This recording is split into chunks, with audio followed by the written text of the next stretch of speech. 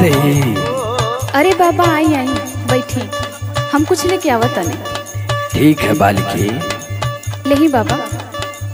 लेने से पहले बालिके एक बात कहना चाहेंगे। का बाबा? क्या बात है? तुम्हारे चेहरे पे भयंकर निराशा दिख रही है। अब का बताई बाबा? तुम अंदर से काफी तकलीफ में हो। हाँ हाँ। ऐसा करो बालिके कि तुम अपना हाथ दिखाओ हमको। अरे बाबा हाथ तो बहुत लोग देखलन। क्या बोले बालिके बताओ। सुनी बाबा। क्या बात है?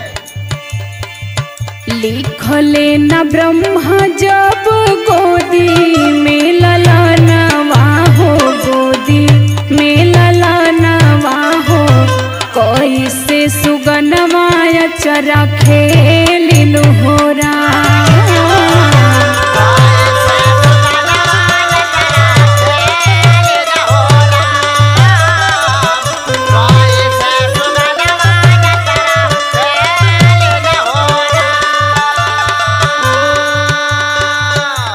आपको शायद मालूम नहीं है।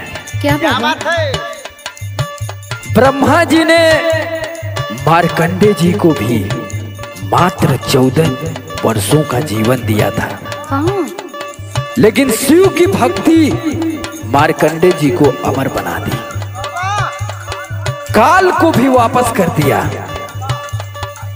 आइए आपको सुनाते हैं। क्या बात है?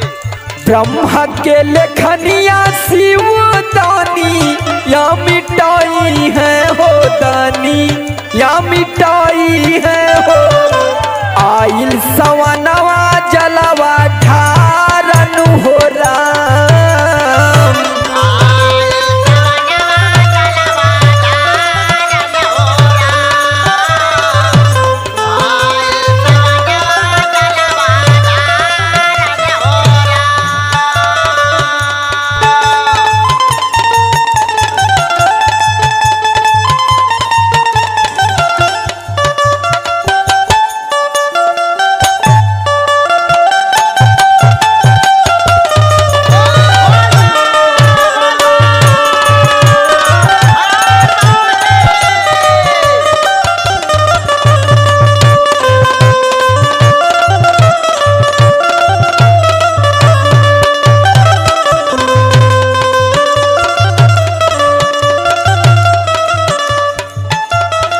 अच्छा बाबा, जब इतना भोला दानी में शक्ति बा तनी हमारियो बदे कोनो जुगती लगौता।